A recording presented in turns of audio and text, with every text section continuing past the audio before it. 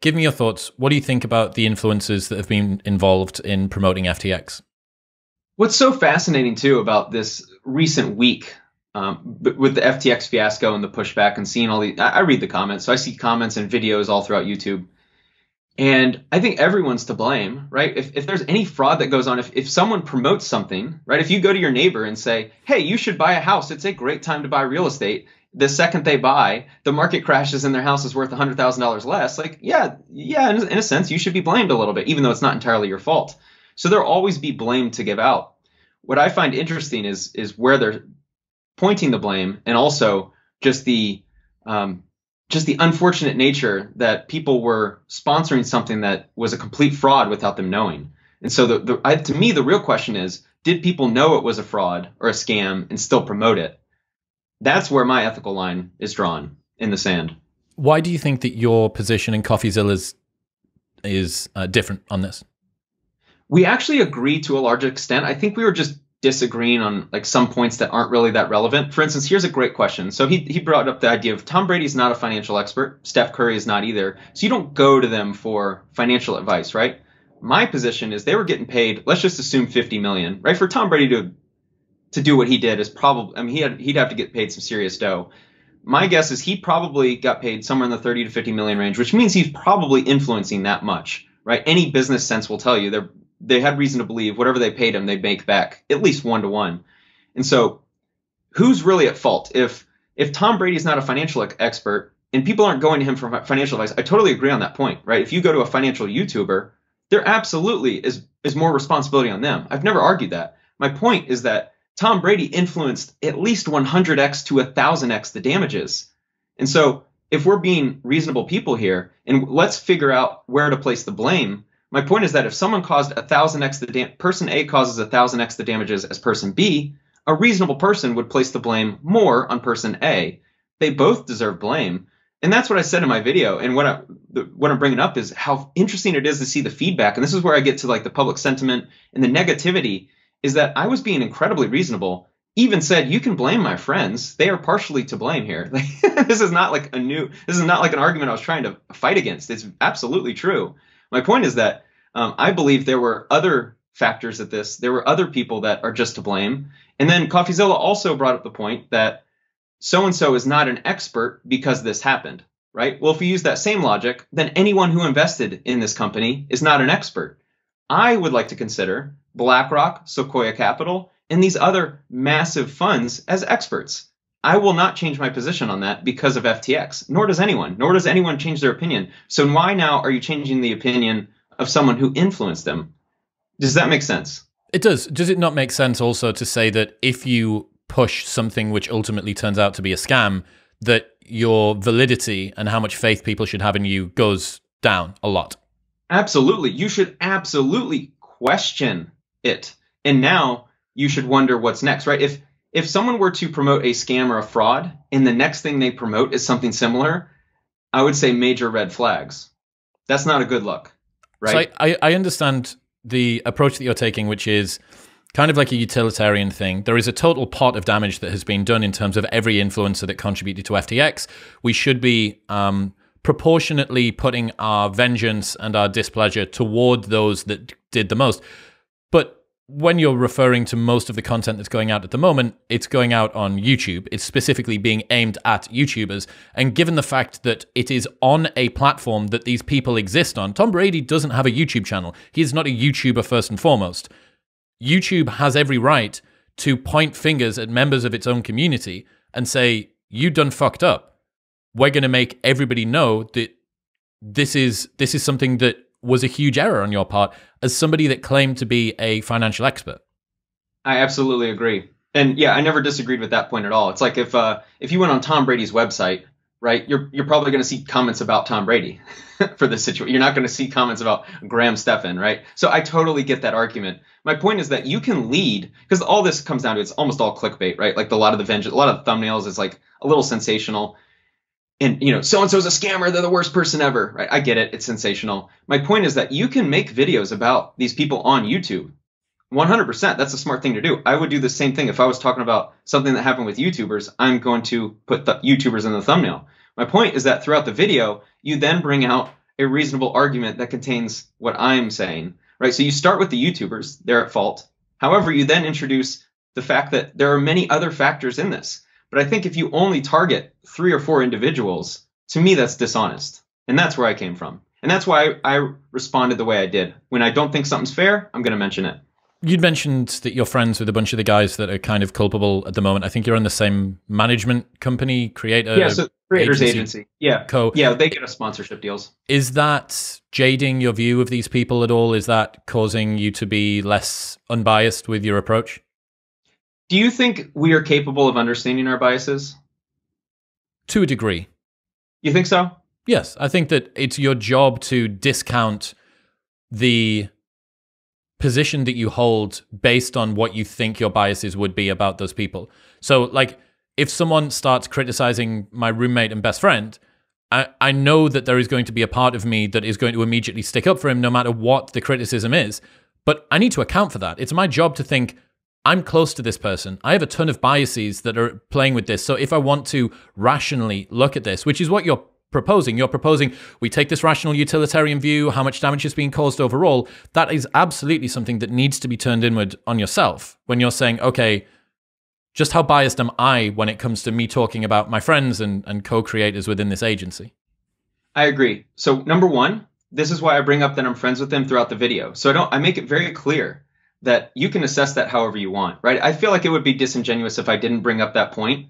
And then I was trying to play like, oh yeah, I barely know them, when in fact I do. I also, by the way, I put creators agency email in my thumbnail or in my description, and I have pictures all over my Instagram. It's like it's kind of funny that people are trying to expose this as if it's like very public. So yes, I'm attached to them, but also we're discounting the fact that I teamed up with them because I like them in the first place, and I think they're good people who doesn't. Dude, I eat dinner with these guys every Tuesday. I hang out with them for hours. You don't think we discuss this stuff? That's unfortunately what doesn't go into YouTube videos is you don't see the hours behind the scenes where I actually talk to them about FTX. And anyway, I've also, in regards to bias, I think the best way to challenge a bias is to bring up an identical scenario, but you remove the emotions. Meaning, let's do the exact same scenario, but let's replace the people where you may have a bias towards, in this case, my friends. Let's replace them with random people. Let's call them Ty Lopez, Grant Cardone, and all these people. Had they promoted FTX, here's the thing. I'm very, very, very confident that my position would not change. Obviously, you can believe whatever you want to believe. You don't know me as well as I know myself.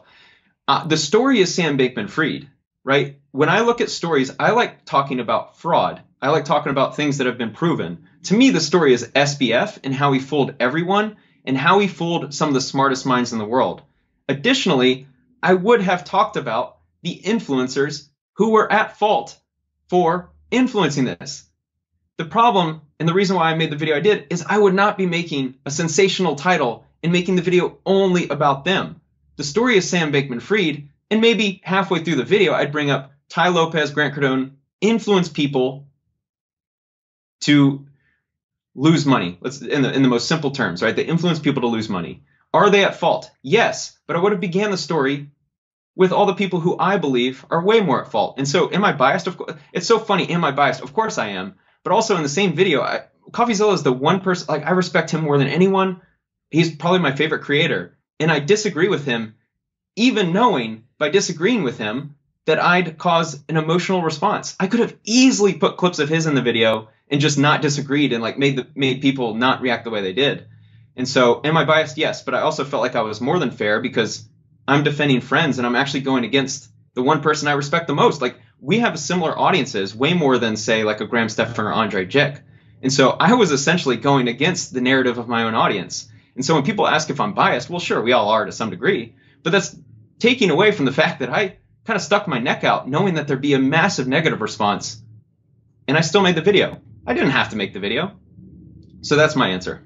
I think that one of the concerns people have, one of the difficult positions that anybody in the call-out space, the grift scam identification space has, people feel like the policeman that breaks the law is doing something that's particularly egregious because they're the ones that are supposed to live by the law. They enact it, right? And it's kind of like you guys are the police of the internet in a way. It's like somebody steps out of line, we're going to find it, we're going to do a video on it, and everybody's going to laugh at them and call them a wanker. That means that you get held to the highest level of scrutiny of anybody. And the concern, I think, is that if you're supposed to be on the side of holding people who promote scams accountable, this should be applied in the same degree of intensity toward everybody that was a part of FTX. Wholeheartedly agree, by the way. That's the best argument presented towards me, and one that I actually very much appreciate when people challenge me like that, because I totally agree. The thing is, in my video, I say that you can place blame on them. I'm not saying don't place blame. I'm saying everyone is at fault. The argument I presented is just to have a weighted scale. So we don't argue in circles here. Because I said weighted scale, what I was really trying to say is you can blame person A and person B. Just send a little more of the vengeance energy towards person A if he caused way more damages. But yeah, I totally agree, man. What level of scrutiny do you think influencers should go through when they do a partnership like this? Obviously, one of the questions that we're talking about is how foreseeable was this? In retrospect, it seems completely obvious. In advance, it seemed almost completely unobvious. How much work do you think these influencers should do to work out whether or not what they're promoting is legit?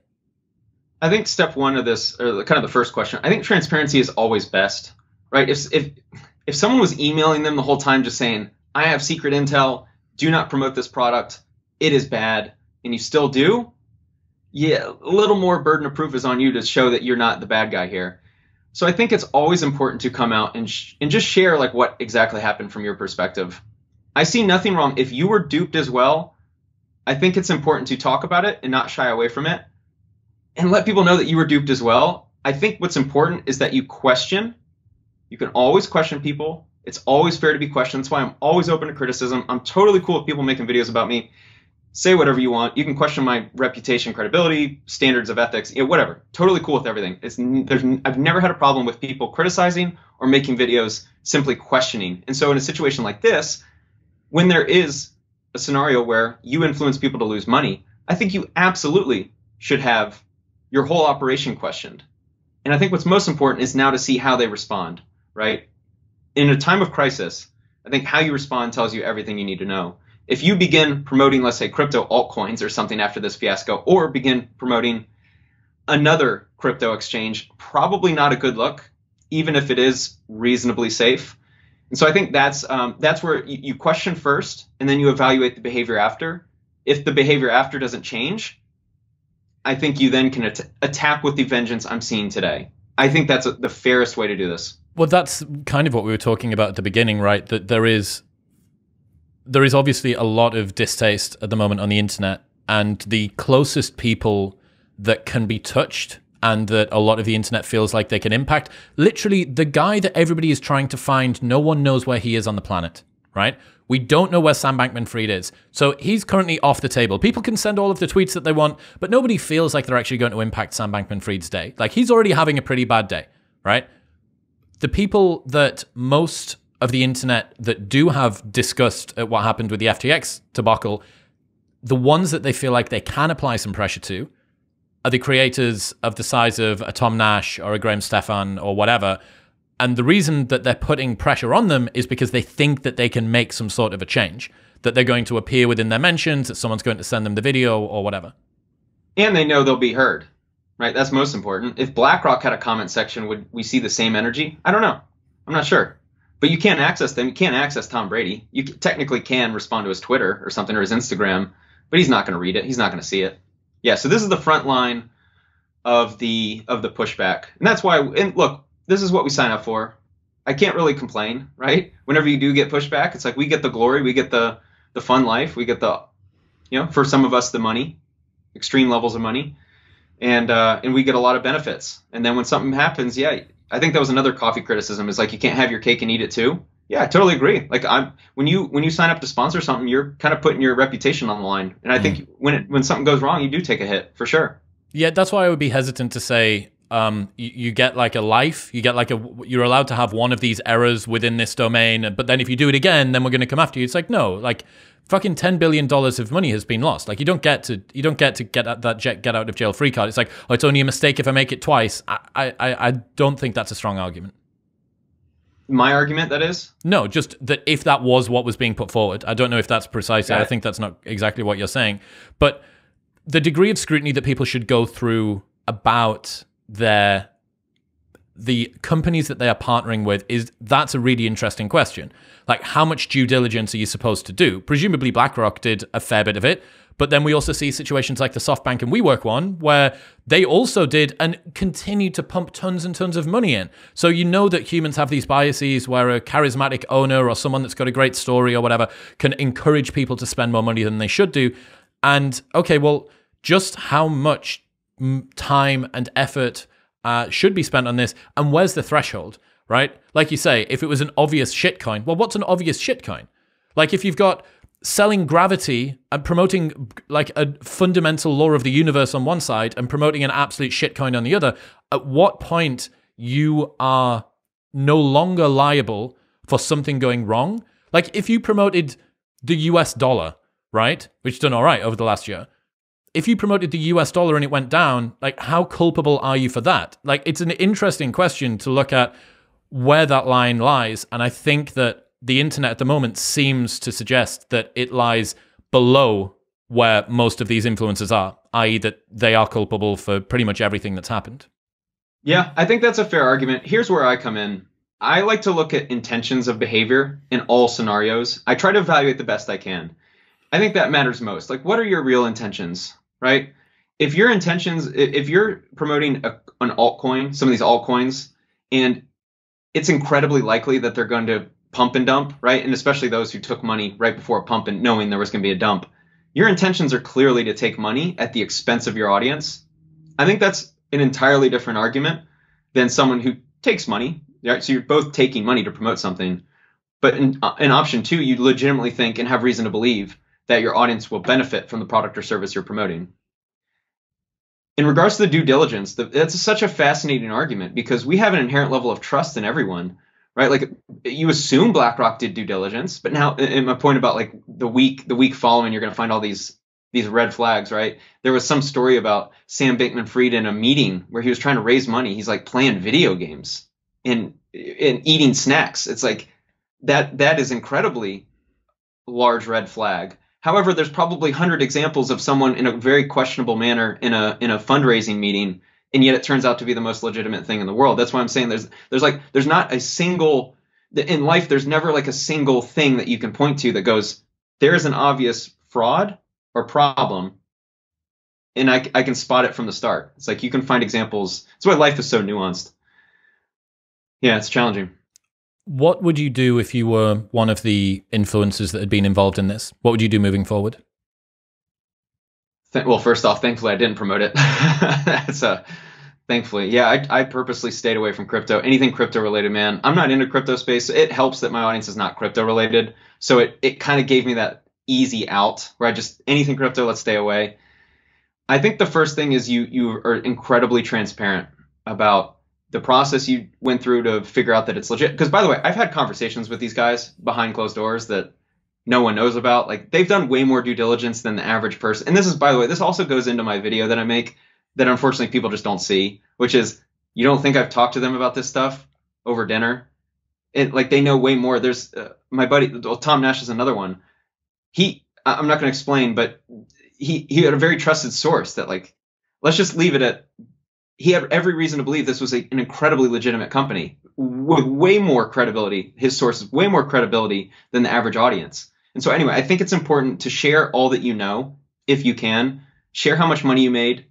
And typically it's best to share the process on how you're going to improve. So you first show empathy towards the people who lost money.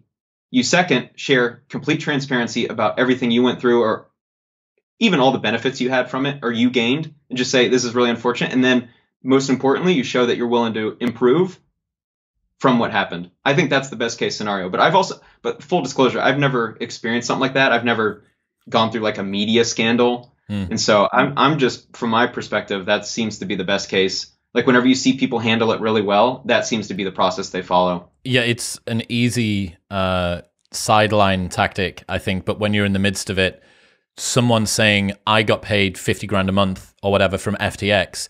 Meanwhile, all of the people watching are 50 grand down, on their investment. I haven't seen, I don't know whether Tom's done a a video about this yet. I'd seen maybe a couple of the ones online. There is a like a tone to finance YouTube that's a bit dispassionate. Like, it doesn't really feel like there's a massive amount of emotion going in there. It does sometimes feel a little bit like a press release that's coming down from an office on the 45th floor. And I do think that you're right that, you know, genuinely showing empathy, not just reading lines that sound like empathy, but genuinely showing empathy is important. I also don't think that I've seen anybody disclose how much money they were paid for this partnership yet. So I would say that given your tactics, as of yet, no one's followed any of them. Yeah, I agree. Yeah, that's a really uncomfortable conversation, right? Is you got paid for work and you got, let's just call it a fair market rate. And then when that thing goes wrong, like, do you give the money back? Here's the thing. Like, yes, in a perfect scenario, I got paid $5,000 to do this, and I'm going to give $5,000 to these homeless puppies down the street, right? And oh my God, you're the good guy here. But what happens when it's, you know, a decent amount, but you did it for so long that, you know, you're worth something too. You're putting in work and giving value to the world other than the sponsorship, right? And the sponsorships help you pay your bills and help you produce the content that hopefully is helpful outside of the sponsorship, right? Yeah. What is your responsibility in making people whole? That is an incredibly tough ethical question, and something that I'm not really going to speak further on, because I don't want to position my friends as doing the right or wrong thing, because that's their fight. I'm not in this. So, you know, what would I do? Yeah, and by the way, I think it totally changes. If you get paid $1,000 and you've got a lot of money, you're probably just going to pay it off. Just, hey, I'll give it up. But, you know, what happens if my net worth is X? What happens if I'm getting paid, you know, a significant amount from that sponsorship, and now I'm not liquid, right? If whatever I got paid, if I'm not liquid that, or if it's going to massively damage my life, you know, where's the ethical line between giving it? And by the way, what's also challenging about this is the variable that you can't account for is that just by giving the money away, let's say, that doesn't mean that everything's made right. You maybe it didn't even save your reputation. So that might not even be the solution, right? You might, if you gave away the funds, you might help out your cause in the moment. But is that angry mob that's coming after you, are they going to be fine with that and agree that that is an adequate follow-up to what happened? Or are they still going to be just as angry?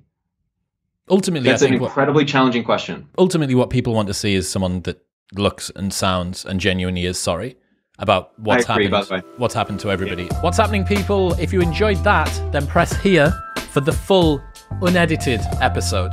And don't forget to subscribe. Peace.